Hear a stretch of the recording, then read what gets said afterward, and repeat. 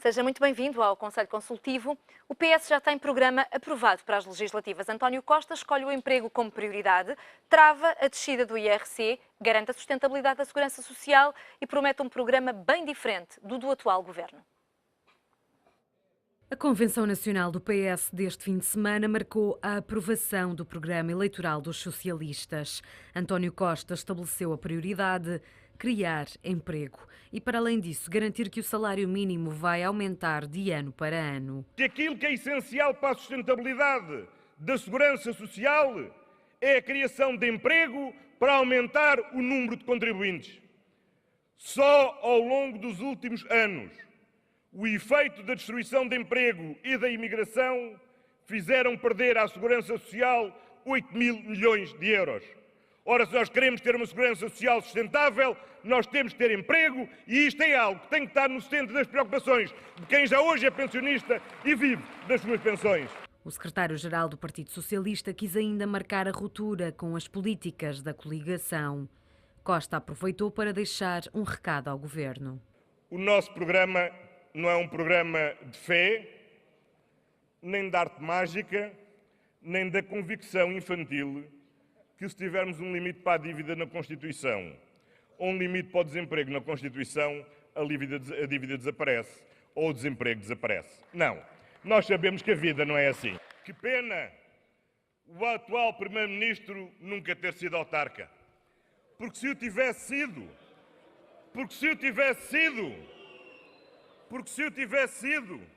sabia que depois de há 4 anos ter prometido tudo e durante 4 anos ter feito tudo o seu contrário, não tinha agora cara para de novo vir prometer em segundas mãos as promessas que já fez há 4 anos atrás. Discutida foi ainda a redução da taxa social única para os trabalhadores, que mereceu o único voto contra o programa. Mas o líder dos socialistas voltou a garantir que nenhuma das medidas propostas vai colocar em causa a sustentabilidade da segurança social. Diminuir temporariamente ao longo dos próximos 3 anos a contribuição dos trabalhadores para a segurança social.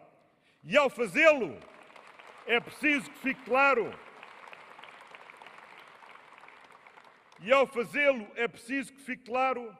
não estamos a pôr em risco a sustentabilidade da segurança social e muito menos a liquidez do Estado para pagar as pensões que estão em pagamento. Quem quer pôr em causa as pensões que estão em pagamento não somos nós, é a coligação que propõe o corte da pensão. O PS travou a descida do IRC, mas anunciou que vai manter as restantes mudanças acordadas com o governo na reforma do imposto. Uma convenção de um partido que se diz unido e que contou ainda com um apoio de fora. António Capucho, ex-militante do PSD, expulso do partido por ter discordado de Pedro Passos Coelho, esteve no Coliseu para dizer que vai votar em António Costa sem qualquer contrapartida. Sem prejuízo do meu estatuto de independente e sem qualquer contrapartida, sublinho, sem qualquer contrapartida, em consciência e coerentemente com as minhas convicções políticas e ideológicas, pois continuo a ser social-democrata, quero aqui deixar o meu testemunho público de apoio ao Partido Socialista nas próximas eleições. Surpresa foi também a presença de Sampaio da Nóvoa, candidato presidencial que não foi ainda assumido pelos socialistas. A 4 meses das legislativas, António Costa arranca para a campanha eleitoral. Conselho Consultivo hoje com as presenças de Pedro Pestana Bastos, advogado e membro da Comissão Nacional do CDS, Miranda Calha, deputado PS, e Tomás Vasques, jurista. Senhores, muito obrigada por estarem neste Conselho Consultivo. Miranda Calha, gostava de começar por si, precisamente com esta convenção do PS, perguntar-lhe se acha ou não que, com este programa eleitoral, o PS se afirma como uma alternativa para os portugueses. Muito bom dia. Bem, eu penso que isso é inequívoco. Andou-se aqui meses, se calhar até anos, a perguntar onde é que estava a alternativa e onde é que estava o programa do PS. Pois não só aconteceu que passou a existir esse mesmo programa, como aliás até foi mesmo o primeiro partido a aprovar e a apresentar, e com uma discussão pública alargada, um programa que é de facto a base do programa eleitoral e de um programa do governo do Partido Socialista. Portanto, eu penso que esse foi um caminho traçado e definido há uns tempos atrás e que teve essa mesma consequência. O que, aliás, não deixa de ser interessante é que mesmo no dia em que nós apresentamos esse mesmo programa, vem a coligação atual, que não tem programa e não tem nada, não é verdade, a apresentar uma espécie de linhas gerais sobre um programa e uma espécie de garantias gerais também sobre um não programa. Portanto, digamos que as coisas estão a materializar-se dentro daquilo que foi definido a nível do Partido Socialista.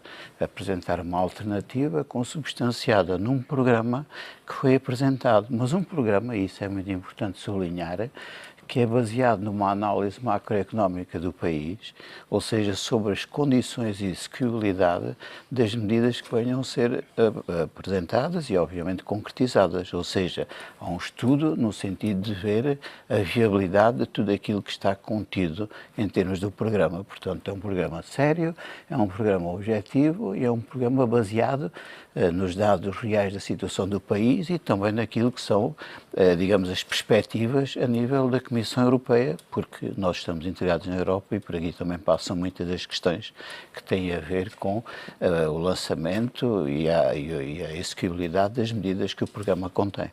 Naturalmente que para o PS este é um programa que apresenta tronco e membros, apresenta toda a sua e intensa estatura. Gostava de lhe perguntar se acha ou não que estas políticas apresentadas assim pelo PS como a melhor solução para o país neste momento são um regresso ao passado. Bom, claramente que não. Há sempre regresso ao passado, porque o país é uma linha contínua e há sempre regresso ao passado e procuras de futuro.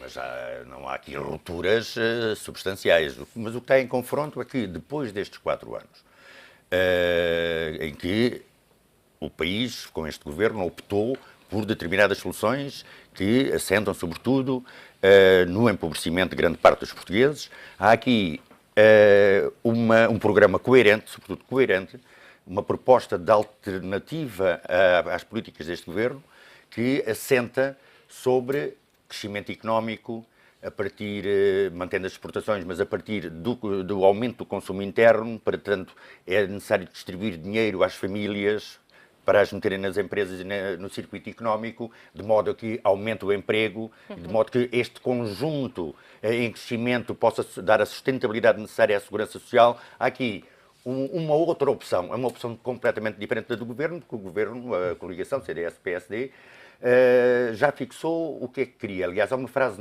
nessa apresentação, há uma frase de Pedro Passos Coelho, do Sr. Primeiro-Ministro, que diz tudo. Nós atendemos à realidade, não ultrapassamos a realidade porque isso não nos é permitido. Portanto, isto quer dizer, em suma, que o governo se propõe, o PSD e o CDS, a coligação de direita, se propõe levar nos próximos 4 anos, caso ganhem as eleições, o mesmo programa de empobrecimento. Mais atenuado, os juros não estão a 7 e 8%, não estão a 3 e 4%, estão já em maturidades curtas, já são negativos, já há uma situação de juros negativos, maturidade curta, portanto, atenuado com as condições, o Banco Central Europeu a introduzir no mercado milhões e milhões de euros, e de modo que há aqui uma opção dos portugueses, portanto, as cartas estão em cima da mesa, há aqui uma opção distinta para aliás, a questão depois o PSD está com uma tendência de ocultar, o PSD e o CDS estão com uma tendência de ocultar o que é que querem fazer, o que é perigoso para as eleições e para a discussão e o debate eleitoral que se avizinha. Para já ficamos com essa ideia, Tomás, e gostava de o confrontar também com esta ideia, Pedro Pestana Bastos, de que o Governo sempre apresentou ao longo destes 4 anos a narrativa de que não haveria uma alternativa, de que este era o caminho a seguir. Ora, o PS apresenta-nos aqui uma alternativa, acredite-se ou não nela, que aposta sobretudo no investimento público para depois menos austeridade, mais dinheiro no bolso dos portugueses, e, efetivamente mais investimento, mais emprego, crescimento económico. Não acredita nesta narrativa? Bom dia. Hoje há uma alternativa, ainda bem que o Partido Socialista tem uma alternativa, é uma má alternativa, do meu ponto de vista. E hoje é possível fazer apresentar uma alternativa porque o Governo, durante estes 4 anos, apagou um fogo que estava sobre o país. A verdade é que há dois caminhos, e é bom que hajam dois caminhos e caminhos alternativos. Há um caminho, digamos, mais conservador, que no fundo o que defende é um prosseguimento das políticas e, portanto, que sejam políticas, não temos de ter medo das palavras, que se mantenham a austeridade, ou que se preferiria o rigor, políticas de austeridade em que não se dê, de facto, grandes possibilidades de haver, digamos, uma explosão de novo das importações, que seria o que poderia acontecer, o que poderá acontecer sempre que há, digamos, distribuído dinheiro aos portugueses que não corresponda à riqueza. É um programa e é um modelo de desenvolvimento que está mais baseado no impulso às exportações e menos no consumo interno, que está mais baseado no investimento privado e menos no investimento público. Mas é verdade que hoje as condições são muito melhores do que há uns anos atrás, e isso deve a estes 4 anos de governo de coligação. Ainda assim, a coligação não está a apresentar um programa como apresenta o PS. Portanto, isso mostra que há, de facto, 2 caminhos e 2 ideologias completamente diferentes, ainda que para chegar a um mesmo caminho, que seja o emprego. Não. Ainda bem que assim é, quer dizer, é bom que hajam alternativas, e ambos os partidos, ambos os projetos querem o bem comum e seguir o bem comum, e, portanto, há caminhos diferentes. Eu penso que é muito arriscado, e penso que os portugueses vão ter muitas reservas em acreditar numa alternativa que é uma alternativa baseada em modelos económicos que durante décadas em Portugal, através de governos do Partido Socialista e também do Partido Social-Democrata, demonstraram que não originam um crescimento económico. A verdade é que nós tivemos anos em que tivemos cada vez mais endividamento e, digamos, tivemos modelos de desenvolvimento baseados em consumo privado e em investimento público, e o resultado foi o que vimos. No entanto, temos agora António Costa a reforçar uma palavra, emprego, que é ou não a palavra que os portugueses todos querem ouvir. Todos querem ouvir. O que nós queremos é emprego, e a questão é como é que nós lá chegamos. Ao mesmo tempo, no mesmo discurso em que António Costa defende que deve haver mais emprego, compromete-se a haver um aumento todos os anos do salário mínimo nacional. E é preciso ter noção que o aumento do salário mínimo nacional, se não tiver correspondência ao aumento do produto, é uma medida anti-emprego. E sempre que se aumentamos o salário mínimo nacional, eu não estou aqui a defender que o salário mínimo nacional deve diminuir. Agora, o que nós temos de ter noção é que sempre que o salário mínimo nacional aumenta, o que nós estamos a fazer é desproteger os trabalhadores mais desprotegidos, e que eles ficarão com mais dificuldades mais desprotegidos ainda que o salário mínimo nacional? Quanto mais o salário mínimo aumenta, menos há as pessoas que têm menos qualificações, as pessoas que têm menos capacidade de trabalho têm menos dificuldade de arranjar emprego. É uma medida anti-emprego, é uma contradição. Não quer dizer com isso que nós devemos acabar com o salário mínimo nacional. O que quer dizer é que temos que ser muito cautelosos nos aumentos do salário mínimo nacional. E quando se promete que anualmente o salário mínimo nacional tem que aumentar mais do que a inflação, isso é contraditório com o propósito de se conseguir mais emprego. Mais um tema que fica também desta convenção e que tem que ver com a reforma do IRC e com este acordo que PS e PSD tinham, e que, naturalmente, o Governo acusou o PS de o ter rasgado. Ora, o acordo parece que não é rasgado na totalidade, mas António Costa recusa-se a baixar o IRC para as empresas. Parece-lhe que é uma boa medida? Uma boa estratégia? Há uma questão que foi levantada quando se fez a revisão precisamente dos impostos IRC. E a questão que foi, na altura, levantada foi precisamente haver um entendimento em muitos setores da opinião, inclusive na minha família política, no sentido de que aquilo que se estava a fazer a nível do IRC não podia deixar de ser feito também alguma coisa na área do IRS. E, portanto, tivemos um pendor e um sentido crítico em relação a ter uma medida que era só diretamente ligada à parte do IRC e não ter em conta as pessoas a nível do IRS. Portanto, e aquilo que significou em relação agora ao próximo futuro foi que, sim senhora, portanto aceitou-se naquela altura, o IRC desceu para 21%, não é? Mas a ideia é que, em termos do futuro, terá que haver uma compatibilização em termos daquilo que é o IRS. Ou seja, não se pretende, pura e simplesmente, erradicar essa solução, não se pretende voltar para trás, para os 23%, mas não se pretende é continuar só num sentido, num vetor, aquilo que é, em termos de reforma fiscal, a área do IRC. Mas então isso é rasgar parte do acordo? Bem, é evidente que já foi dito que havia esse sentimento e não houve bem uma ideia de rasgar o acordo, ou foi precisamente colocar em cima da mesa as premissas ferramentas essenciais que estavam naquela altura em termos também na análise pública. Ou seja, não devia ter havido só a componente IRC. Portanto, a ideia não pode ser apresentada dessa maneira, em termos de dizer, bom, mas acha que não, então mas acha que como não é fica que é? em causa a credibilidade de um Não. líder que vem pôr em causa Pois. um acordo que foi assinado? Ou os acordos devem ser revistos consoante as Mas ocasiões? então tudo seria posto em causa. Porque, por exemplo, o Governo começou a atuar no princípio na base das medidas da Troika, mas foi além, como disse, das medidas da Troika. Nessa altura também já estava a quebrar o acordo que efetivamente tinha sido feito com a Troika sobre as medidas a implementar. E quando foi para além, obviamente que rasgou, do PS. pois, rasgou também aquilo que foram os compromissos, não é? Portanto, quer dizer, temos que ter a ponderação de ver as diversas situações e não está em rasgar o acordo. Se rasgar-se o acordo, seria voltar o IRC aos 23%. Não é isso que está em causa. O que está em causa é uma ponderação em relação também ao IRS. Agora, há duas ou três coisas importantes nesta matéria. Aquilo que foi apresentado em termos de programa está também baseado naquilo que corresponde em termos financeiros cada uma das medidas. Porque, digamos, aliás já foi referido várias vezes, todo o programa tem que funcionar em conjunto. Há, obviamente, aqui uma margem de risco, mas mas não há dúvida nenhuma de uma coisa, quer dizer, nós temos que correr essa margem de risco. O contrário de não correr essa margem de risco é ficarmos estáticos.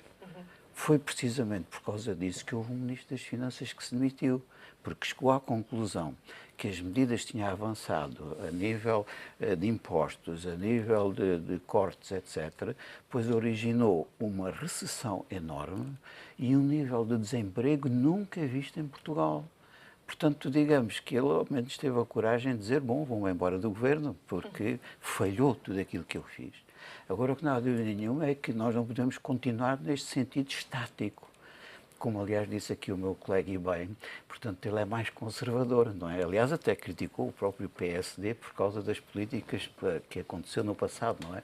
Portanto, ele é mais conservador, certo? É defensável essa ideia. Agora, nós estamos num momento em que temos que arriscar alguma coisa, porque nós não queremos que o país vá para baixo, não? Nós não queremos que o país continue a ir para baixo. O país tem que ir para cima. Portanto, tem que se arriscar alguma coisa. E é por isso que o programa se fixa num ponto que, em certa medida, quase passa a ser uma espécie de desígnio nacional, que é o emprego. Porquê? Porque o emprego significa o quê? Que tem que haver apoios para que as empresas se dinamizem, para que ajudem a ter emprego, para que criem emprego, ou seja, que há aqui uma aposta em termos de crescimento económico. Então tem que haver políticas amigas e ajudar ao financiamento das pequenas e das médias empresas.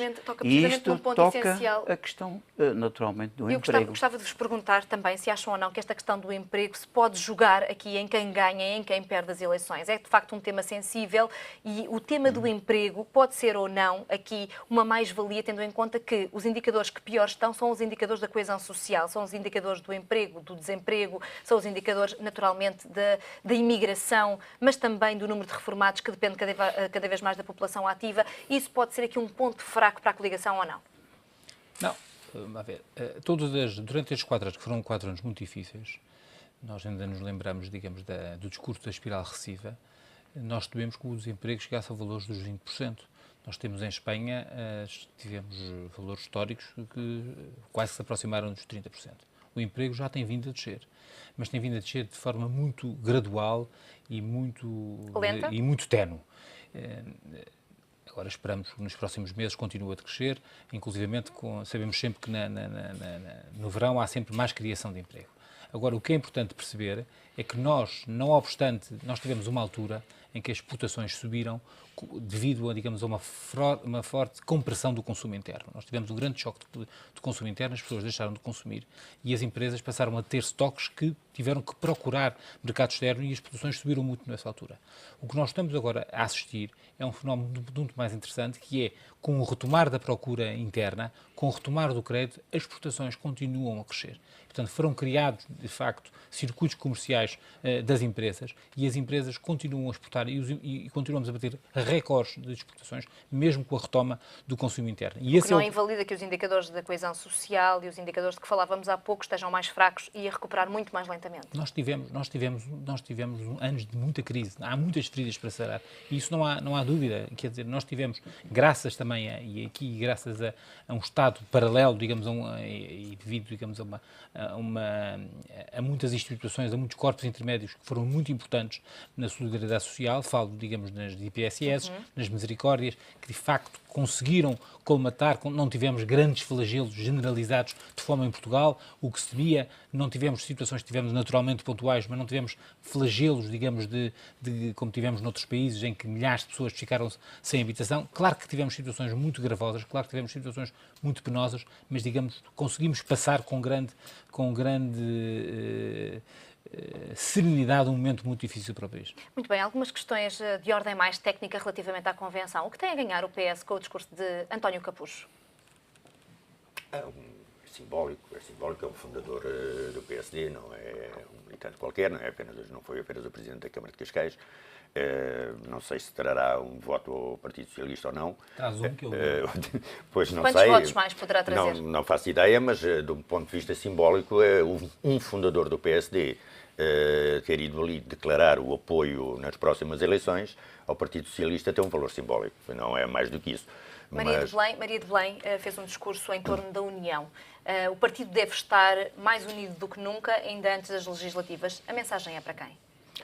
A mensagem é para todos os socialistas, provavelmente, mas o Partido Socialista tem que estar unido na sua diversidade.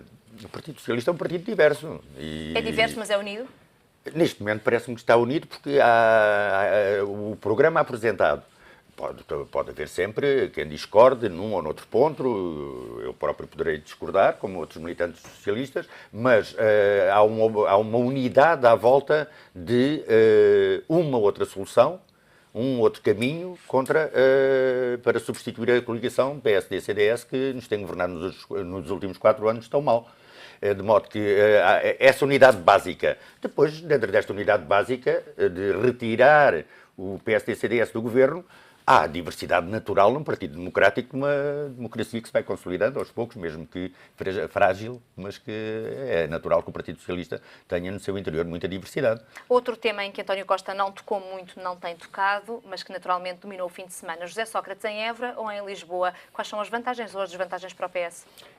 Eu não posso avaliar com rigor, aliás, ninguém pode avaliar com rigor essa situação, mas o que me dá a sensação, portanto falo em sensação de contacto com pessoas, de ouvir falar, e não é em círculos fechados, em círculos mais amplos e fora da centralidade de Lisboa, são assuntos que estão já separados, O tema José Sócrates, Ministério Público, Cadeia de Évora, está separado de Partido Socialista, António Costa, programa de governo. Há uma certa separação na cabeça das pessoas. E se estiver em Lisboa, não cria mais ruído em campanha eleitoral? É muito provável que crie mais ruído. Até, aliás, no sábado passado, a decorrer a convenção, sai um comunicado do Ministério Público sobre o assunto. É evidente que são coisas que criam bastante ruído neste confronto político e eleitoral que está em curso. Senhores, última ronda, 1 minuto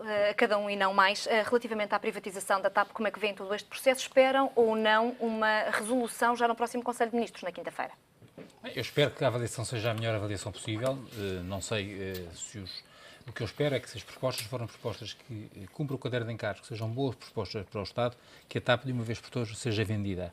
E por isso aguardamos pelo Conselho de Ministros. Também entendo que, tal como na primeira vez, se as propostas não forem suficientemente sólidas, que o Governo, por simplesmente, não deve vender a todo o preço e deve recuar no projeto. Miranda Calha, mas o Governo parece estar efetivamente decidido a avançar com esta privatização, além de providências cautelares e greves. Parece-lhe que está no caminho certo, já com 2 propostas entregues na sexta-feira, melhoradas em termos de valor e em termos de garantias para a própria companhia aérea? Olha, eu reporto uma entrevista que foi dada recentemente por um empresário responsável do país que se chama José Roquette e que dizia qualquer coisa como isto, que lhe parece que estas 2 empresas representam qualquer coisa como uma espécie de fuga para a frente. Não são grandes empresas, aquelas que estão neste concurso, o Governo teve a oportunidade de lhes pedir que melhorassem e aperfeiçoassem as propostas que foram apresentadas, por alguma razão o fez, com certeza, não é? E Há foi este feito? tipo de...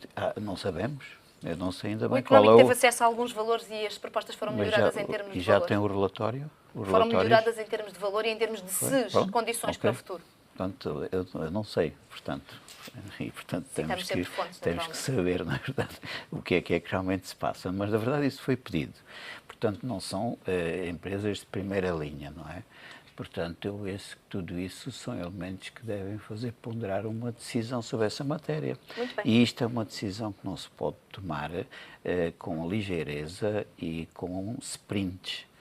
Não é verdade? Muito porque bem. 30 segundos é para o mais Tomás também para nos dar a importante sua opinião. Menos de 30 segundos. Acho que em relação à privatização da TAP e até à sua concretização, muita água vai correr debaixo das pontes e nada está decidido, independentemente de qualquer decisão nas próximas semanas do Conselho de Ministros. Aqui fica, senhores. Muito obrigada pela vossa opinião e reflexão. Encontramos-nos na próxima segunda-feira. Fica por aqui este Conselho Consultivo.